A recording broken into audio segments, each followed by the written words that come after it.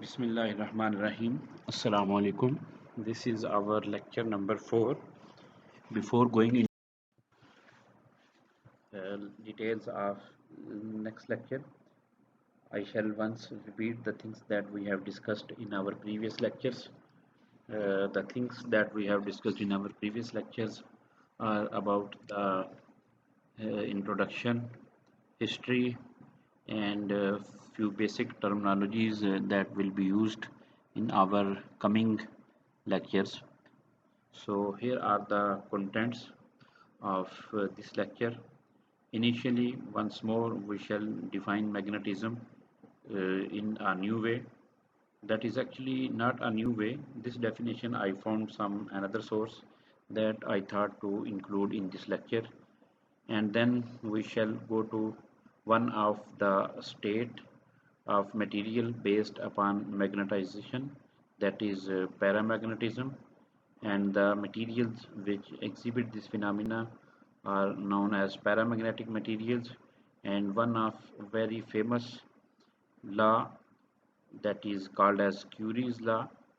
Actually, this scientist studied magnetic behaviors of a number of materials at different magnetic powers and variety of ranges of temperature.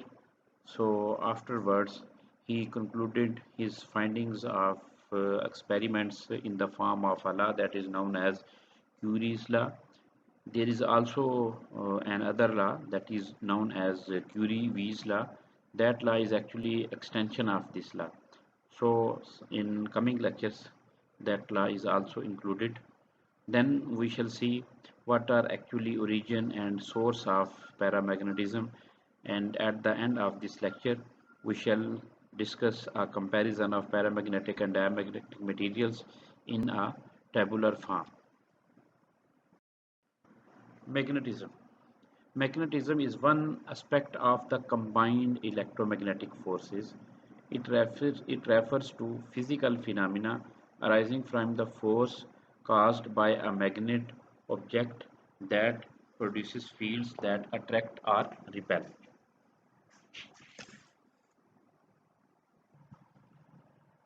Magnetism is also a force that repels or attracts the objects that have a magnetic material. Magnetochemistry, that is a type of science also related to the study of magnetic properties of materials. By magnetic properties, we mean not only whether a material will make a good bar magnet, but whether it will be attract or repel by a magnet. This branch of science, that is magnetochemistry, also includes synthesis, analysis, and understanding. This short description is meant to give a basic understanding before you delve into a more complex terminologies related to magnetochemistry. Paramagnetism. So initially we shall define paramagnetism. Paramagnetism is a tendency of atomic magnetic dipoles due to quantum mechanical spin as well as due to angular momentum. Otherwise, non-magnet to align with an external magnetic field, and these alignments tends to strengthen magnetic moments of a material and increases relative magnetic permeability, that is known as mu r, is usually greater than unity. We can also define paramagnetism in another way, that is in paramagnetism the atoms or molecules of the substances have net orbital or spin magnetic moments are capable of being aligned in the direction of applied magnetic field.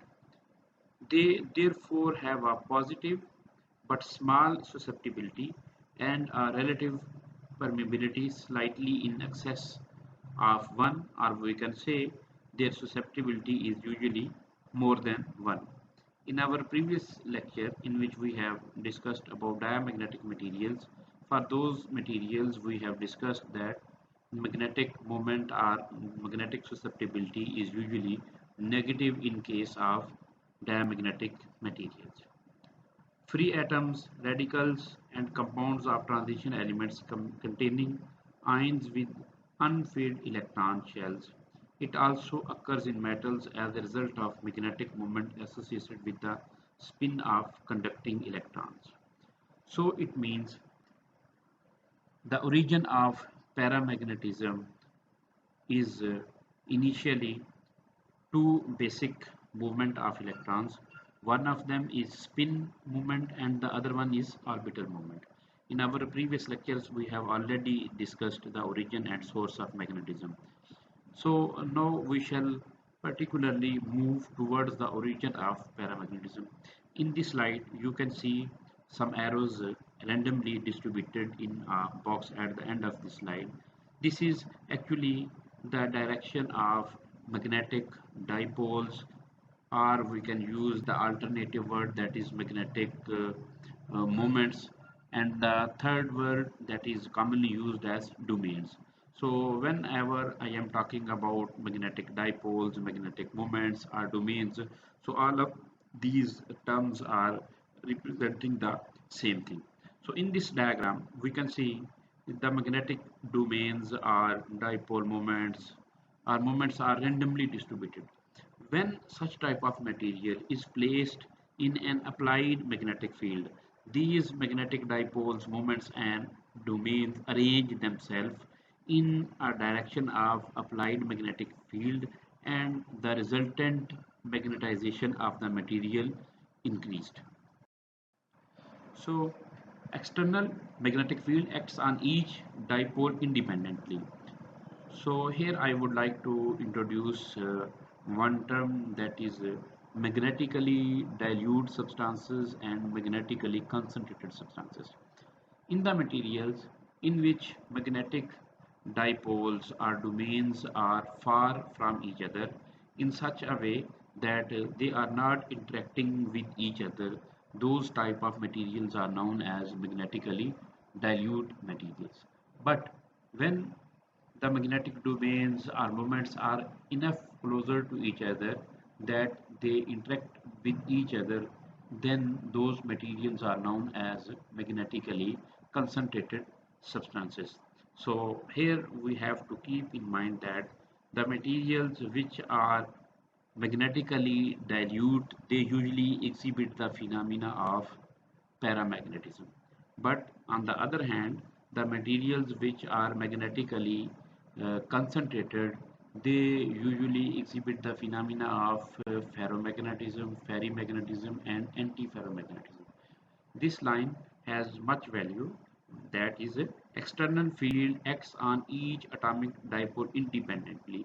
So it means when we have placed a material in applied magnetic field, then there will be a mode of interaction of applied magnetic field with the magnetic domains present in that material independently. They are not interacting with each other. So it means no interaction between the individual atomic dipoles. Under applied magnetic field, paramagnetic materials behave like normal objects. Under low magnetic under low magnetic field saturation, when majority of magnetic moments are not aligned, paramagnetism exhibit Curie's law. So this is also very important point that there is always a saturation point of everything. Even when I am teaching, I have a certain level. After I have a certain level that I will improve my lecture delivering capacity, and after some time that efficiency will become negative. Which means I will try to explain much more, and that much more sometimes complicate the students. Similarly, initially the magnetic domains will align themselves along the applied magnetic field. There will be a saturation point or maximum point when maximum magnetic domains will align in the direction of applied magnetic field. But after that point, even though if we try to increase the magnetic field, then those interaction mm, does not guarantee that will align the magnetic domains in the same direction. So so it is very worth listening or keep in mind point that under low magnetic field, majority of magnetic moments are aligned in the direction of applied magnetic field, and those materials will exhibit the Curie's law. So what is Curie's law? Curie's law is magnetization is directly proportional to mm, B over T. So we know that when we replace sign of proportionality with equality, then there is a constant, and in this case, the constant is C. So we can see M is directly proportional to B over T. But when we eliminate sign of proportionality, then this equation will become M is equal to C into B over T. M is resultant magnetization, B is magnetic flux density, T is absolute temperature, C is materials specific Curie constant, and P paramagnetic materials tend to become increasingly magnetic as the applied magnetic field increases, less magnet as temperature increased. So one thing that we can uh, deduce from this equation that there is an inverse relationship between magnetization of paramagnetic material and T. So I think so in our previous lecture I have given you the example of student-teacher relationship, that there is a tendency of every student to observe a lecture, and might and every student has different understanding level after the completion of lecture.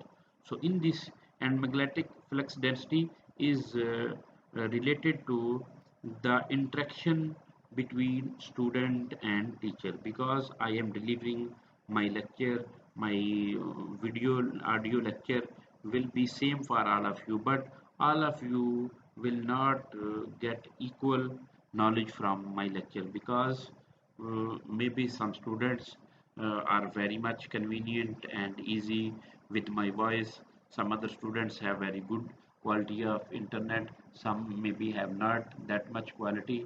So my lecture is same, but the delivery of lecture to you guys is not same. So after watching this lecture, there will be uh, understanding of every student. That understanding in this equation is represented by R resembles to M. So M is resultant magnetization of a material after placement in applied magnetic field, and flux density is the magnetic field experienced by the material, that is dependent on the internet source, the student's attention, the environment around the student. So absolute temperature, every for a comparison of different materials, it is necessary to study their magnetic behavior at the same temperature. Curie is specific constant of a material. Now we shall move towards our next slide. Curie's law is incomplete. What will happen when all the magnetics are aligned? Increased magnetic field will increase magnetization. What will happen when magnetic field will be removed? Paramagnetic effects are small. Magnetic susceptibility is 10 raised to power 10 raised to power minus 3 to 10 raised to power 5. As I discussed earlier uh, at the slide where I told you about the contents of this lecture, that there is an extension of Curie law, that is Curie-Weiss law. Curie's law is most suitable to explain magnetic behavior of paramagnetic materials. So what will happen when magnets are aligned? So I told you in previous slide that there will be a saturation point. After that, the trend of magnetization will become decreasing. That means the magnetization will become in a negative direction. All A paramagnetic compound will have some electrons with unpaired spin. Paramagnetic compounds are attracted by a magnet. The substances which when placed in a magnetic field allow the magnetic lines of force to pass through them rather than through vacuum are called paramagnetic substances, and the property due to which they show this behavior is called paramagnetism. A paramagnetic substance tends to set itself with its length parallel to applied magnetic field. Thus, a paramagnetic substance is attracted into a magnetic field. For paramagnetic substances, magnetization of a material is always greater than applied magnetic field. As P is greater than 1, psi will be positive, hence I is acting in the direction of applied magnetic field. In our previous lecture, I have discussed the relationship of applied magnetic field and experienced magnetic field and magnetic flux. And in my that lecture, I told you that for paramagnetic substances, the value of magnetic susceptibility is greater than 1, and for diamagnetic substances, the value of magnetic susceptibility is in negative. Further explanation related to the alignment of magnetic field is present on coming slide. So I will explain in my next slide. So here is a schematic representation after the placement of a paramagnetic substance in an applied magnetic field. So we can see there are two poles of magnet, that is north and south pole, and a material in a cubical or a rectangular form is placed in the applied magnetic field, and it is arranged parallel to the lines that are passing from north pole of magnet to south pole.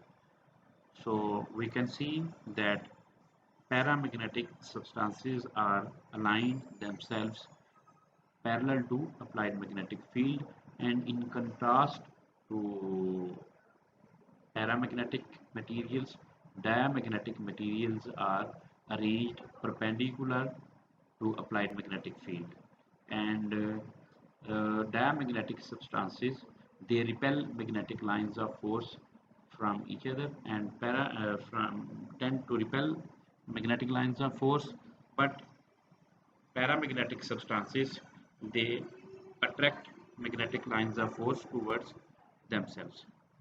So classification of paramagnetic substances.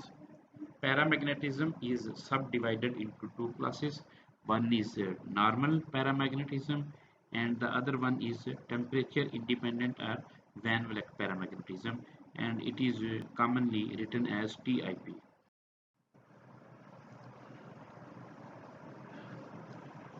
Paramagnetism of a substance consisting of atoms, ions, or molecule is caused by the presence of unpaired electrons in a substance. The greater the number of unpaired electrons, the greater will be paramagnetism shown by the substance. In substances containing more unpaired electrons, the magnetic field caused by these unpaired electrons are not mutually cancelled, since each of the unpaired electron has equal magnetic moment, and thus some permanent and definite value of resultant angular momentum is obtained. This is true if material is magnetically dilute, but if the material is magnetically concentrated, then the material will not show the phenomena of paramagnetism. Then maybe the material will show the phenomena of ferromagnetism or ferrimagnetism.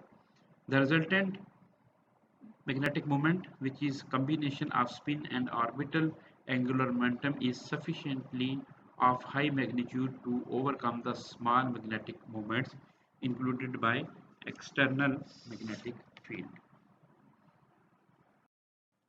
Such substances, therefore, instead of experience repulsion like diamagnetic substances experience attraction in a magnetic field, that is, it show paramagnetic behavior. Effect of applied magnetic field on paramagnetic molecules. Paramagnetic molecules are free to orient themselves ideally in the gas phase, but in practice also in solution and even in solid state.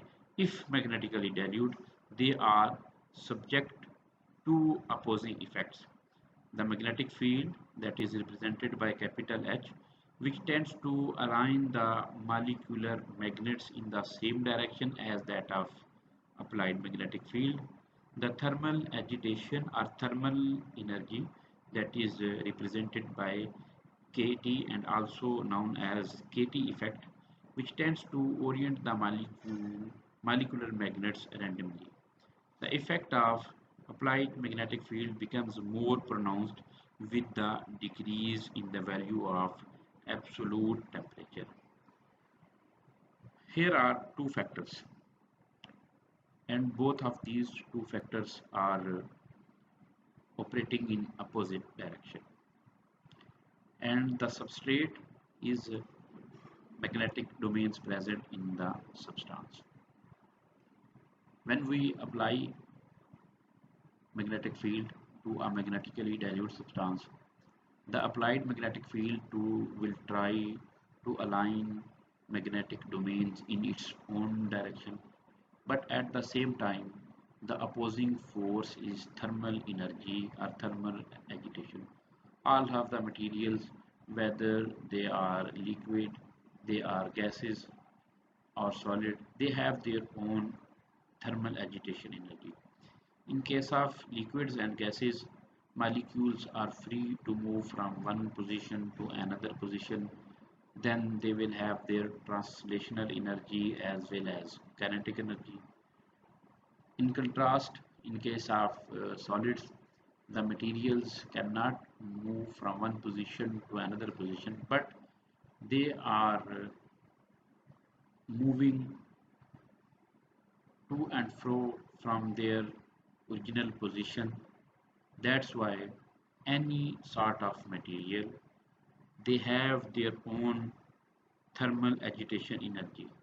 Thermal agitation energy will try to uh, try to act in an opposite direction to the applied magnetic field.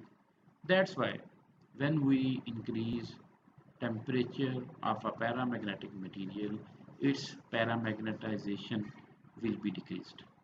The reason is very simple.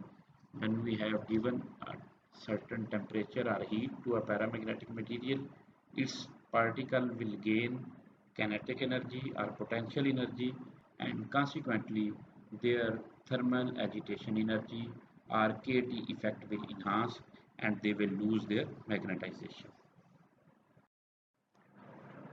Properties of paramagnetic materials. Some important properties. The paramagnetic substances develop a weak magnetization in the direction of field. When a paramagnetic rod is suspended freely in uniform magnetic field, it aligns itself in the direction of magnetic field. The cross line is showing perpendicular direction and the arrow that is going from north to south pole, it's showing that material is oriented in the same direction as the direction of applied magnetic force. The line of force preferred to pass through the material rather than in air, and in case of MR is greater than, that is permeability of is greater than 1.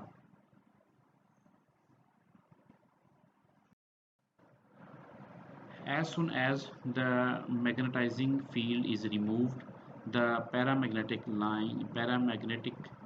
magnetics lose their magnetization. In a non-uniform magnetic field, the specimen move from weaker part of the field to the stronger part, that is its accumulate in the middle. A paramagnetic liquid in U tube placed between two poles of a magnet is elevated. The explanation of the last line is actually available on the next slide. So first I will explain to you that you can see the magnetic lines of force are converging towards the applied magnetic field. In the absence of applied magnetic field, in the absence of material, the magnetic lines of force are passing straight from north to south pole. But when a paramagnetic material is placed in their path, then these lines will come inward and they will be converged, and magnetic flux density experienced by material will be increased. In contrast, when a diamagnetic material is in the path of magnetic lines of force, those magnetic lines of force will be repelled by the material, and magnetic lines of force will go away from the material, and flux density experienced by diamagnetic material will be decreased. Here is a description of, of material placed in U-tube shape. The magnetization of paramagnetism decreases with increase in temperature. This is because the thermal movement of the atoms tend to disturb the alignment of dipoles. The examples of such type of materials are aluminium, platinum, chromium, manganese, copper sulfate, and oxygen. For the oxygen, I think so you are very much familiar from your college level. In your college level, you might have discussed molecular orbital theory and orbital level diagram, and in that case, the paramagnetic material discussed is oxygen. Paramagnetic materials are attracted by a strong magnetic field, and diamagnetic materials are repelled by a strong magnetic field. This is actually a permanent U-shaped magnet. This diagram is showing the repulsion or attraction by a permanent U-shaped magnet. But in previous discussion, wherever you have seen applied magnetic field, there are two separate north and south magnetic poles, and usually to study the magnetic properties of materials, electromagnetic is used. This is not an electromagnet, this is a permanent magnet. Here is a definition of paramagnetism. Paramagnetism occurs only in the presence of an externally magnetic field. Paramagnetism usually have mu maximum slightly greater than 1. However, paramagnetic materials do not retain any magnetization in the absence of any external magnetic field. And in the graphical representation, you can see the graph is starting from 0, and the line going toward positive x-axis is showing paramagnetism, and its slope is usually, that is psi, is equal to m over h. M is magnetization of the material and h is applied magnetic field. And for the diamagnetic materials, you can see when applied magnetic field goes on increasing, the magnetization is decreasing. You can see the arrowheads that are uh, presented along with M and H. The definition of Curie's law we have already discussed, that magnetization of a material is equal to B into C over T, and for C over T here is another constant, that is psi magnetic. Here are some representations of behavior of paramagnetic and diamagnetic materials. In diagram A and C, these are both paramagnetic materials. The magnetic lines of force are coming inward and materials are arranged parallel to applied magnetic field. And in case of B and D, The materials are diamagnetic and magnetic lines of force are going away from the material, and material is aligned perpendicular to applied magnetic field as shown in diagram D. Here is a comparison of paramagnetic substances. Paramagnetic substances when placed in magnetic field acquire a feeble magnetization in the direction which the applied field has been applied. When the magnetic field is removed, the paramagnetism is lost. And in contrast, diamagnetic material placed in magnetic field, it acquires feeble magnetism in the direction opposite to that which the field has been applied. When a tube containing paramagnetic substances is placed in the poles of a magnet and weighed, an increase in weight is observed. This increase in weight is due to the fact that paramagnetic substance is attracted by the lines of force and the substance is pulled down to the gap between the poles. As a result of this attraction, the paramagnetic substances show an increase in weight.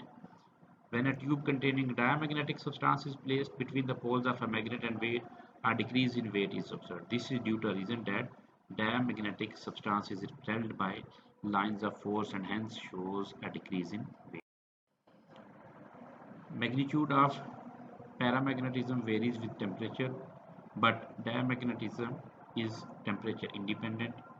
Paramagnetic character of a substance is due to presence of unpaired electrons, and diamagnetism is due to presence of paired electrons, because when electrons are paired they will they will cancel out their effect. Here are few examples of paramagnetic substances, that is aluminium, chromium, manganese, copper sulfate, and here are some transition metal complexes and oxides. You must remember these examples, and at the right side there are some examples of diamagnetic materials. Zinc, all of you are familiar, its atomic number is 30 and it has paired electrons. And then some uh, salts like sodium chloride, potassium chloride, and some other organic ligands and complexes, they are written here. You also have to keep in mind, sometimes some questions are asked in the form of MCQs, that which one of the following is a paramagnetic material, or you may be asked which one of these is not a paramagnetic. Every paramagnetic substance shows diamagnetism.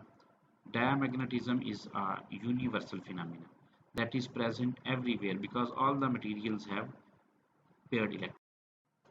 Here are some questions, that what is the origin of paramagnetism, and the other one is how many classes of paramagnetic materials are present, and the third one is write down a comparative analysis of paramagnetism and diamagnetism.